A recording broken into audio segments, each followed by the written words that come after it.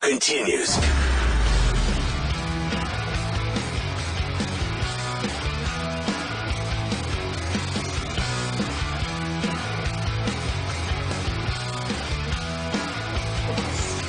Got Stacy Keach walking into the studio.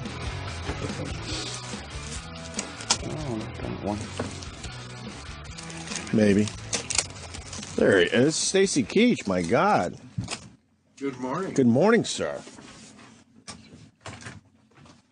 Stacy Keach. That's Stacy Keach. There he is. Right. I know. Is that working? I recognize him.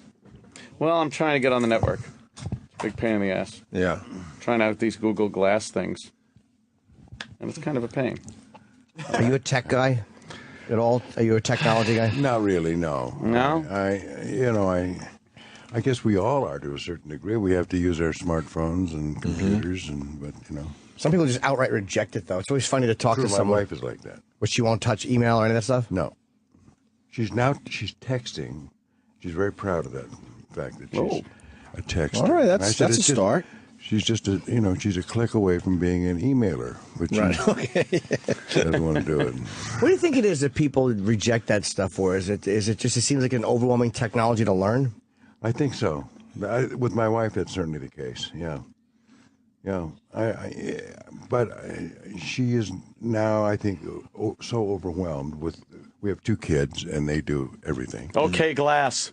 So, Anthony's looking at us with Google. Take a picture. what have you got in there? What am I looking at? Yeah. there? I'm taking you a have picture of you. You have one of those.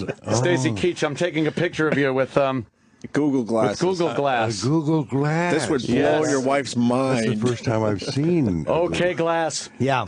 And pretty soon Record a video. Yeah, there's going to be a video he's going to see of Knuckles getting really close to his eye. Oh, there it is. Look, I got Jimmy and Stacy Keach.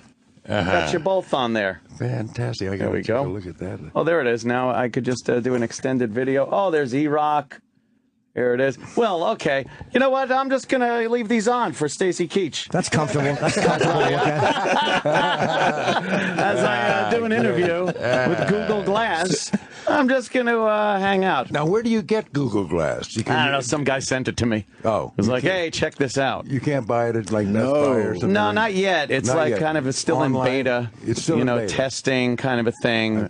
You got to show it. So yeah. There's a little heads-up display in there, and one eye, which is a little uncomfortable. Yeah. To look at. also. From this point of view as well. You look strange. Yeah, I assume. With or without these on, I look strange. Yeah. We thought you were losing your mind. No, I was talking to my Google glasses. I love Cheers it. to Google Glasses. So Stacy's got a book out, of course, and this is you, huh? Life on and off the stage. Yes. And this includes Alec Baldwin forward by, and this includes like everything you've done, television shows, Pretty much. stuff. Yeah. Because I remember Kareeb. Oh my God. That was one of my Lee. faves back when I was a kid. I used to watch Kareeb. That's really going back. That is going Yeah, back. That was fun. That was a fun I like show. those shows from back then. They're kind of playing them now on certain channels. You get some of the older shows. Quinn Martin. Yes, a Quinn Quinn Martin Martin production. Yes. Always had the Act Streets of One. San Francisco. Streets of San Francisco was one, of Barnaby course. Jones. Barnaby Jones, the geriatric gumshoe. Yeah, that's right. Yeah, absolutely. My brother named after Quinn Martin. 'Cause No we were, kidding. We were a TV family. I got a brother named Quinn. Be darned. Yeah. Yeah. And not one named Martin, though. Not Martin, though. We didn't like the name Martin. We liked Quinn, though. Yeah, that was... And Darren for Darren Stevens. How about that? you got a Darren, too, right? Yeah. Yeah. Yeah. You don't care. Excellent. It's okay. All right. I don't blame you. Just useless information. We were named for films in my house. Oh, yeah? Yeah. Yes, I have a sister. Her name is Twinkle Twinkle Killer Kane. No, you don't. I know. Yeah, good try. Okay.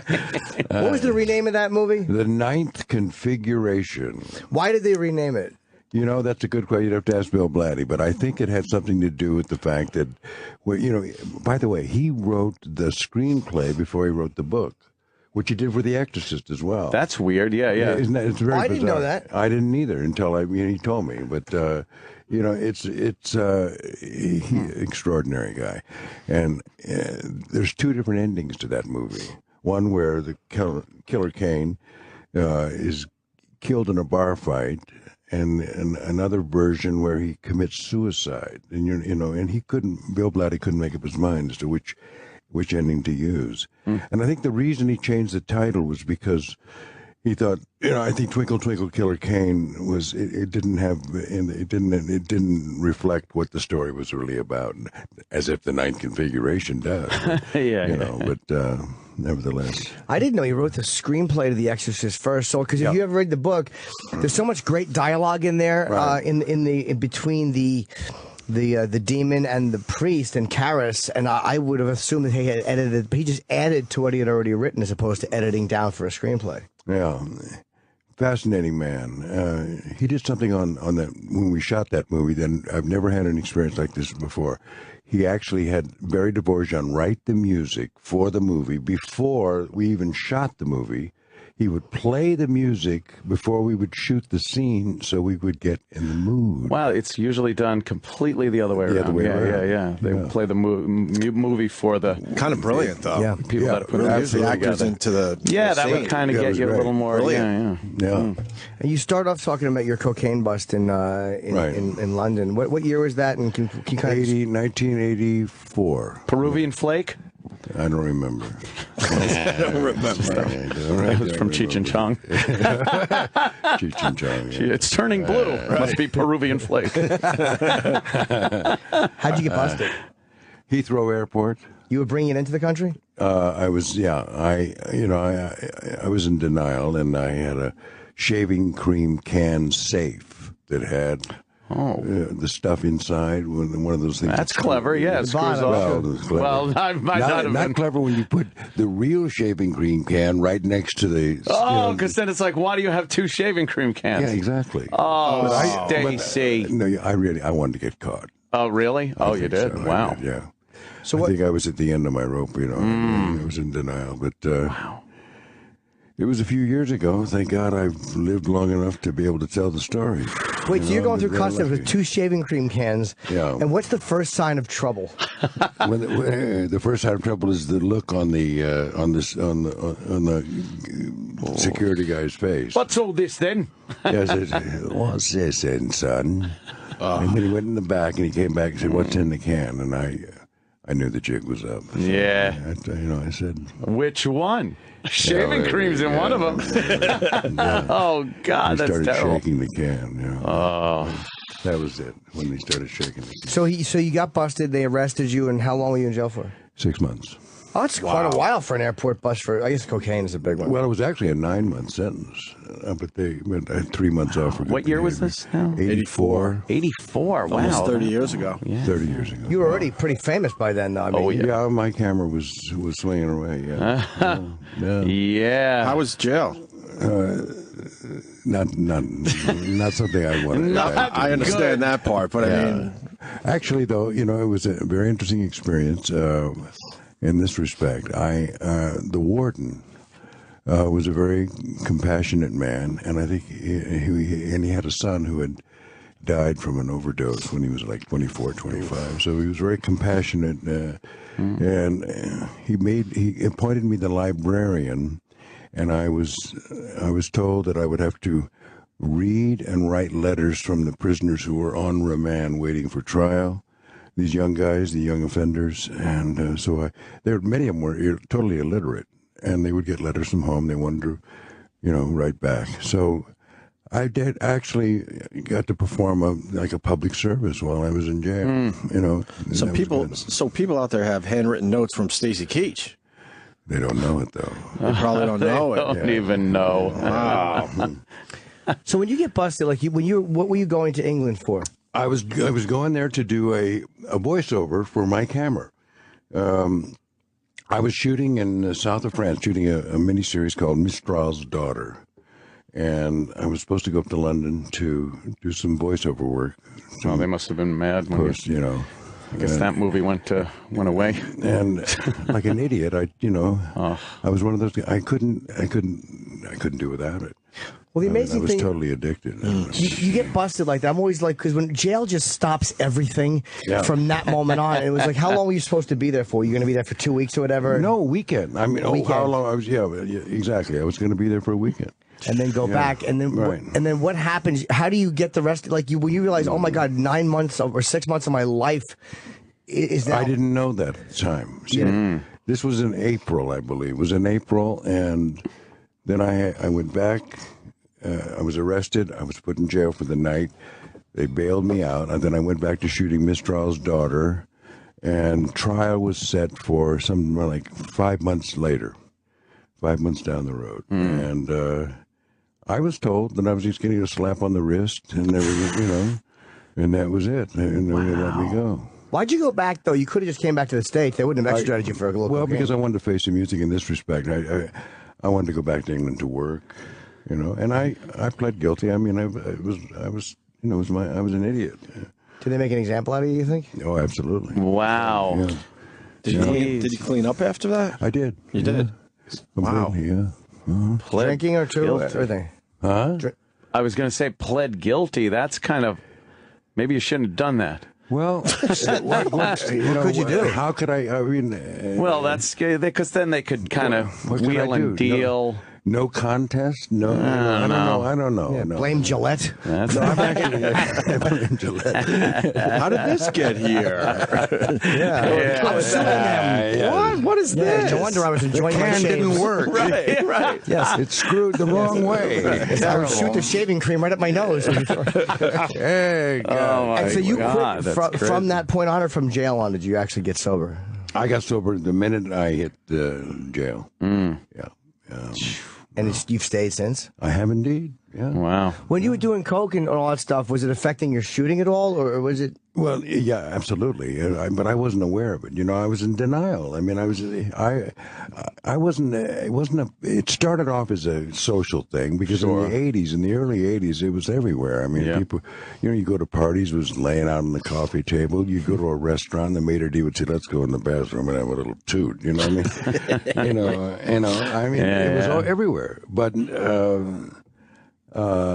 that changed, and I think a lot of I may have had something to do with that. I mean, in terms of finally recognizing the fact that it was not just a lot of people got in trouble health wise. A lot of people died. Yeah. I had some friends who I don't have anymore because of it.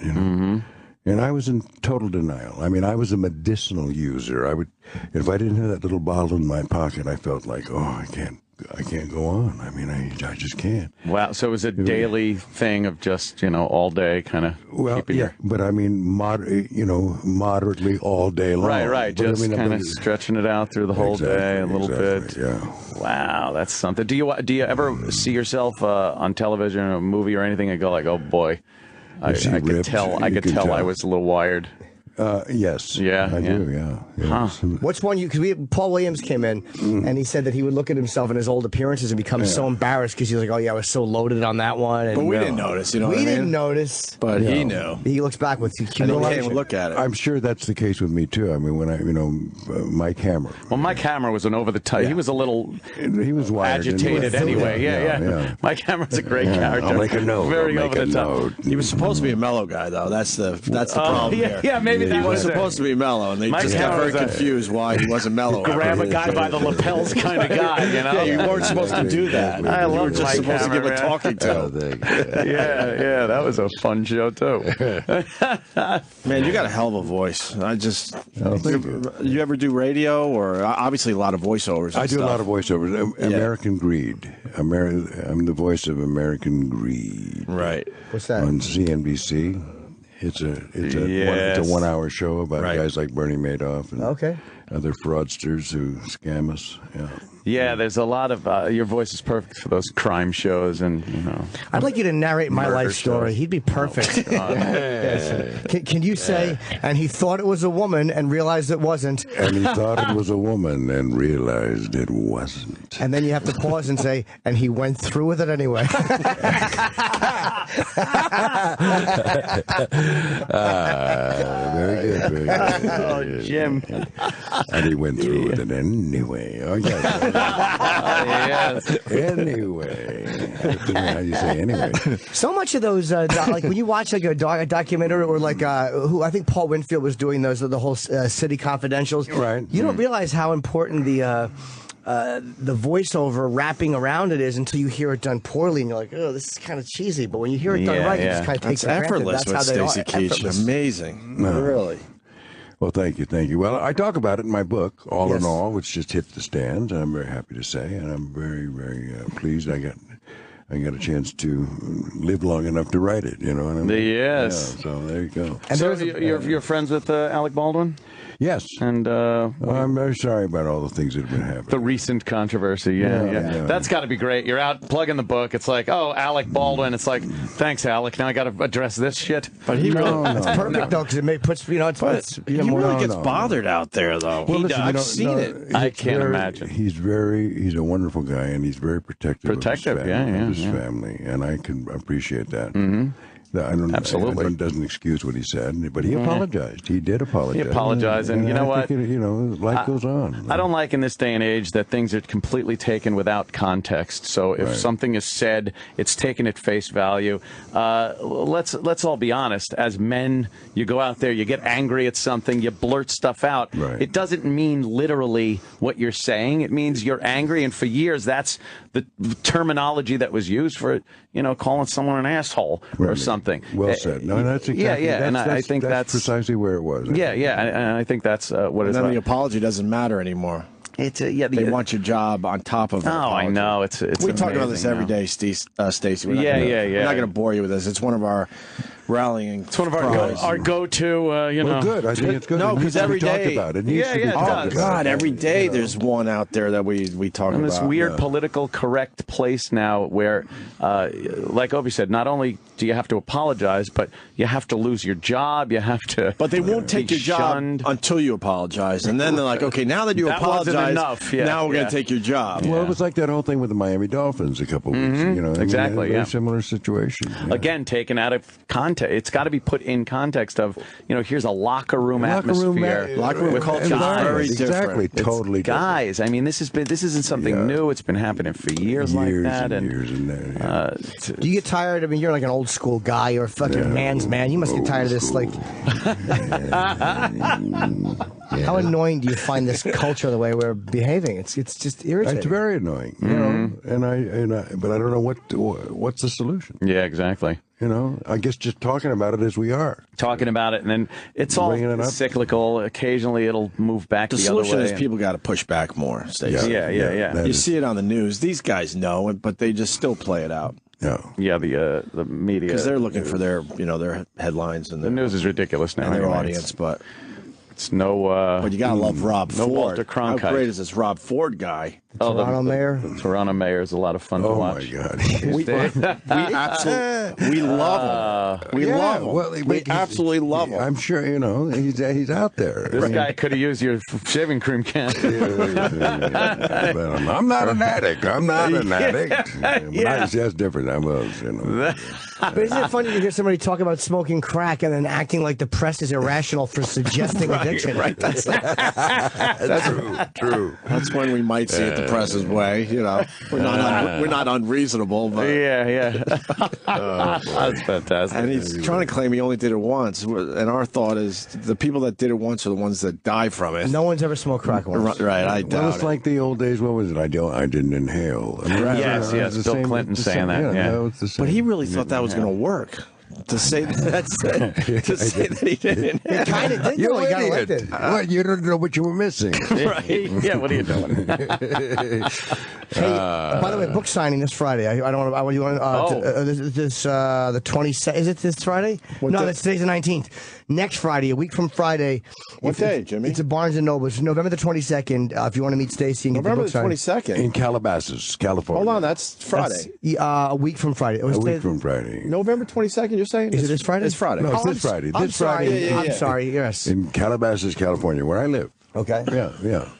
Oh, that sounds nice. Also, the DVD of Disney's Planes is coming out this week. Oh, I play Skipper. Your voice is in that. Yeah, I play Skipper. I got a 3.5-year-old, so I'll hear you about 1,000 times. So Fabulous. no, it's not fabulous, Stacy. You'll It's like not fabulous for the parents. It's fabulous to see it once or twice, maybe 3 times, but not 1,000 times every time we go down to Philly on a car ride.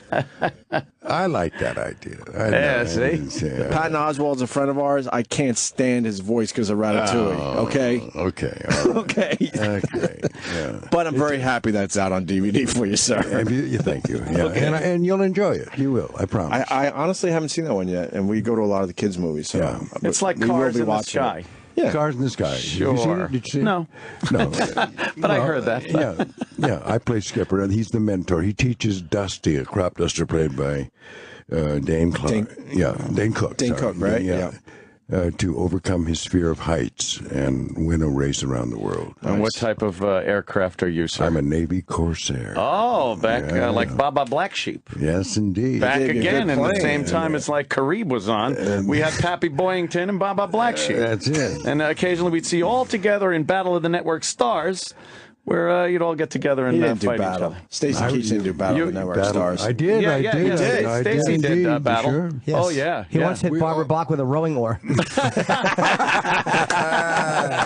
I remember that. It was like Dan Haggerty from Grizzly Adams was on there, and That's right. Yeah. We all did that in those days. And the other one was Circus of the Stars. Circus of the Stars. Oh, you remember was that another one? Oh, yeah. Oh my God, that's right. I forgot boy. about that. What would happen Dom on that DeLuise one? is going to take to the high wire. Right. It's like probably not a good idea. No. Yeah. Circus of the Stars. You forgot did one of about those? that I was the ringmaster, yes. Oh well, okay, With that's that voice, safer. Yeah. Good for you. Yeah. Ladies and gentlemen, children of all ages. You weren't in the roller skating episode of what show was that again? Chips. Oh, was that that? great? The All-Star roller skating episode?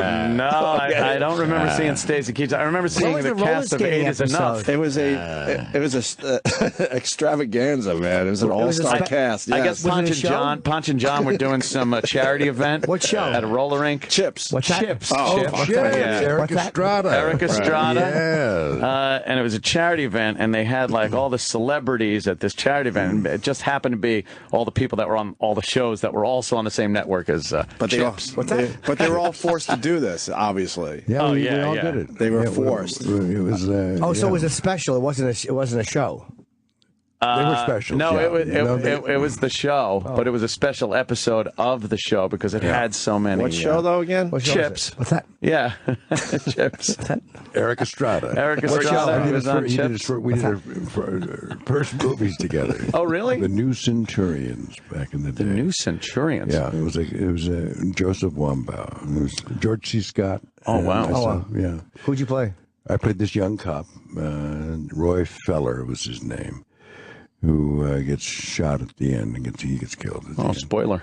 Yeah. There it is. Thanks a Long lot, time man. ago. I was just gonna go check Really? that I out. was And going to Netflix that one tonight. Check out Nebraska, by the way. Nebraska. Yeah. Everyone's talking about Nebraska. Yeah, Is it that good? Yeah, I'm partial to it because I'm in it. But Oh, you are in. yeah. What is Nebraska? We were supposed to see it last week. Oh, We- go see we it. skipped the Bruce screening. Dern, June Squibb, Will Will Forte. Yeah, it's and Bruce What's- won the Best Actor award at Cannes Film Festival. Bruce Dern. We did that championship season together. Years ago. Is he as eclectic as he comes across? Absolutely. Oh, he used the word Yeah. eclectic. That's a good word. Instead of batshit crazy. But no, he's no, not. No, he's he's no, not. I'm teasing, of course. Yeah. He's been in some amazing movies over the years too. And he yeah. plays this is his best work. Really? Wow. I think so.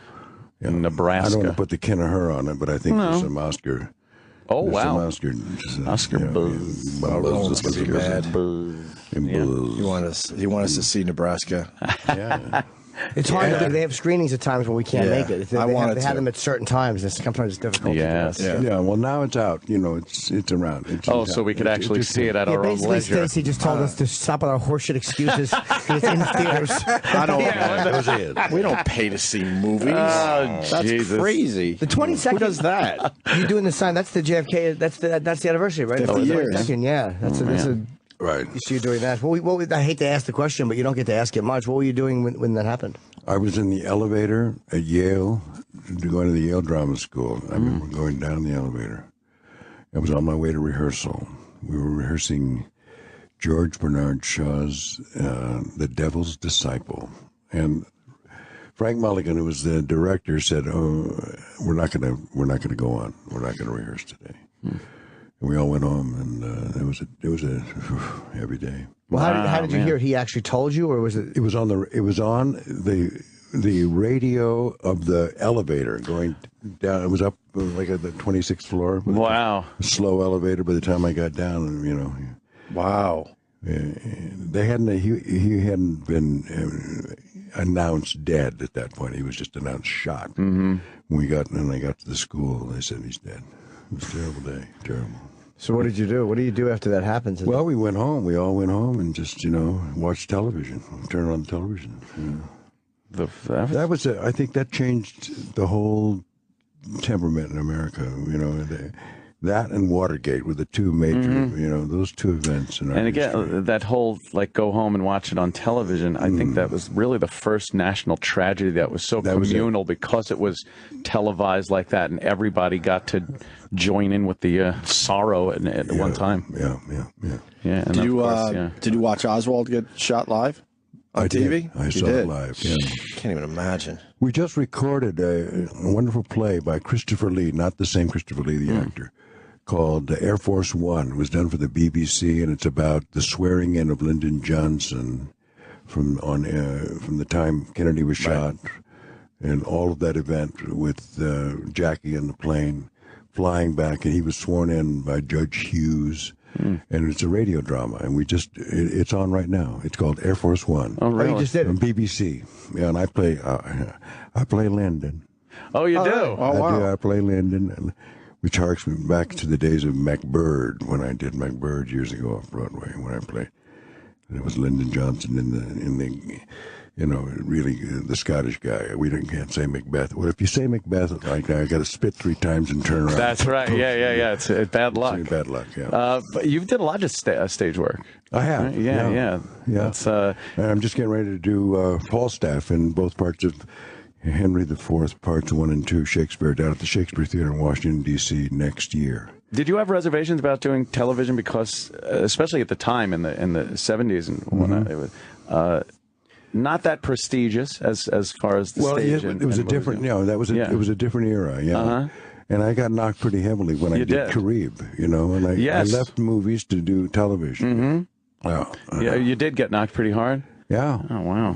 But now it's a whole different world. Jealous bastards. Now it doesn't matter. Yeah. No. In fact, I remember there's some of the best. Deal. Yeah, there's some of the best stuff now available is on television. Some of the cable outlets and absolutely making amazing shows now. I just had a great run doing Sean Saves the World. I did a guest shot on that with my dear friend Linda Levin, Sean Hayes. I play her lascivious lover, and The Neighbors, where I play the father on The Neighbors. Guest shots again. Yeah. And a new show coming up called Enlisted, where 3 brothers in the Army visit who they're going to become. And played by Barry Bostwick, Dean Stockwell. Oh, wow, yeah. And myself. Yeah, that'll be on next year. Visiting who they're going to become. Right. That's an interesting idea. It is, isn't it? Yeah. Yeah. What a great career, man. Yeah. Just always working. Amazing. I have to. I've got 2 kids in college. I got to keep punching. Oh, yeah. Come on. You also played Nixon on stage. Yes. Which I thought was interesting, too. Do you like Nixon, or did you not like him at all? Well, I had mixed feelings about him, yeah. There were certain things. I mean, when I played him, I certainly came to, appreciate certain things more than I. What did you appreciate more after you, I guess, were kind of forced to... I think his vulnerability about that, he had there was a side to his nature that during the Watergate era, that I was completely closed off to. I didn't see I wasn't sympathetic at all. No, not many people were at that point. Yeah. I mean, you're just seeing, hey, this guy is the president who was trusted and lied to everybody, and exactly that vulnerability wasn't there. And no. And you do realize how much, even back then, it's nothing compared to what it is now, but the media really did.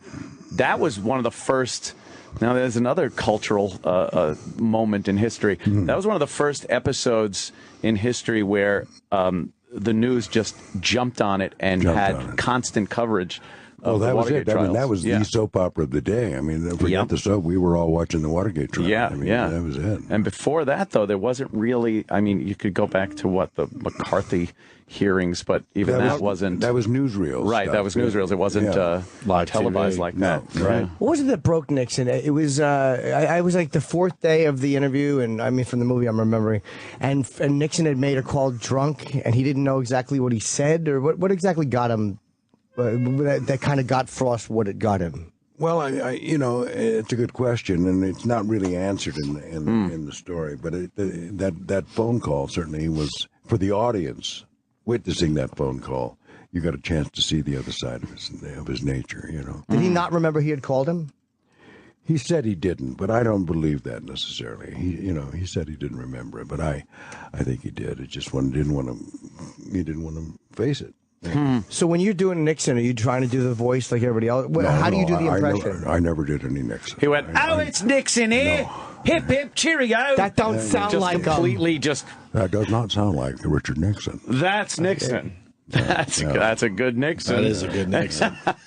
It was fun. I enjoyed it. I did it with a great, wonderful actor, Alan Cox, who played David Frost. Yeah, he was great. It was a wonderful production. It's a lot of pressure, though, to play such a famous figure that, you know that if you get it wrong, everybody in the room knows you've got it wrong, or if you're playing somebody else, they don't necessarily know it. That's true. Did they try to make you look like Nixon? I went through a whole makeup thing, which I talk about in my book, that I abandoned. And because the director, Michael Grandage, very wisely said, we don't want to do a literal, rendering of Nixon. It's important to capture the essence of his character. But I did do a certain amount of that. I mean, everybody has a Nixon. Sure.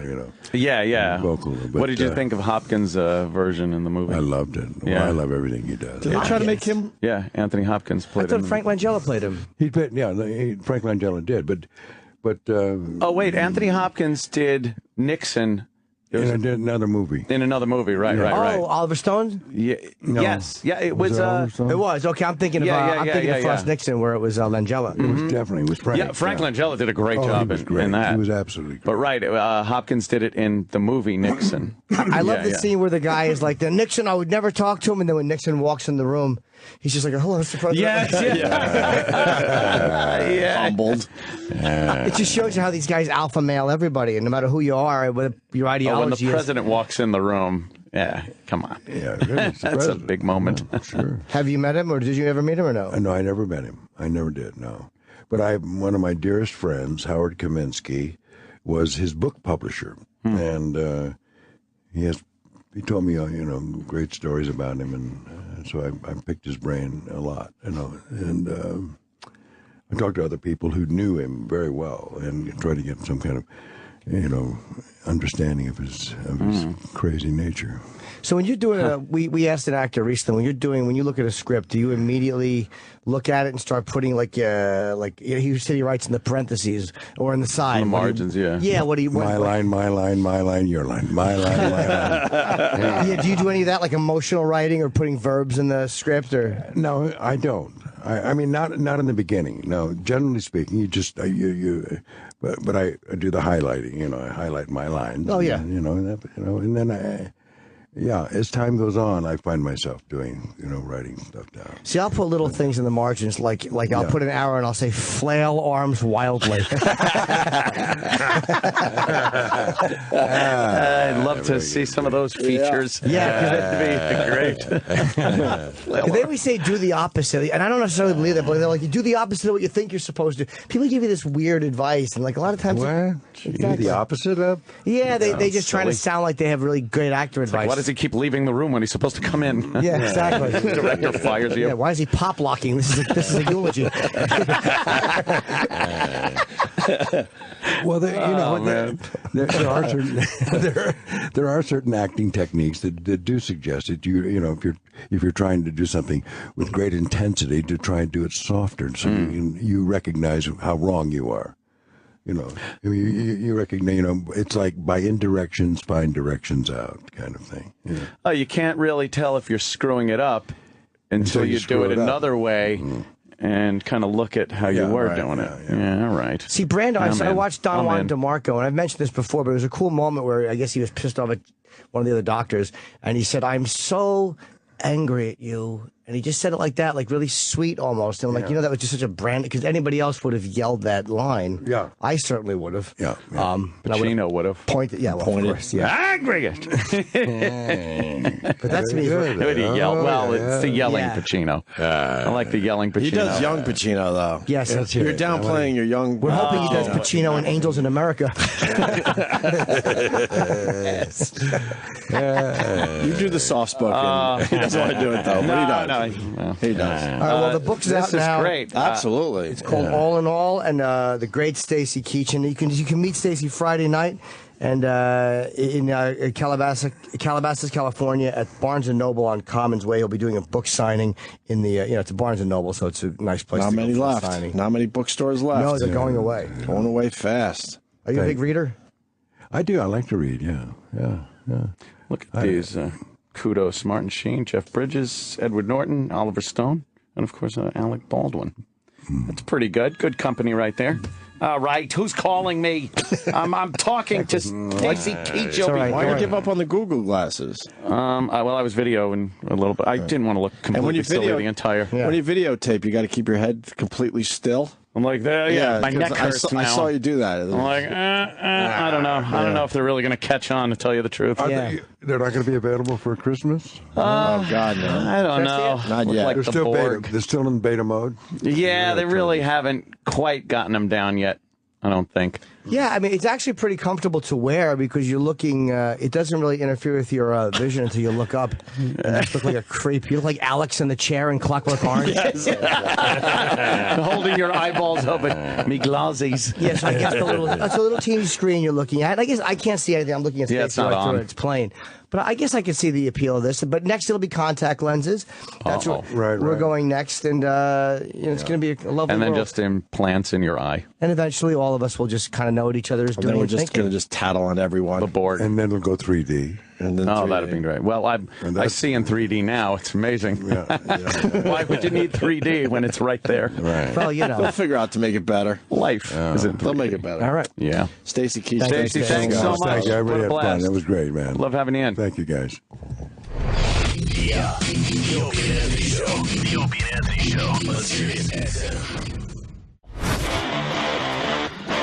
Alright, well, that sucked. To hear the Opie and Anthony Show 5 days a week live on satellite radio, online on your phone or tablet, or even on demand, go to SiriusXM.com.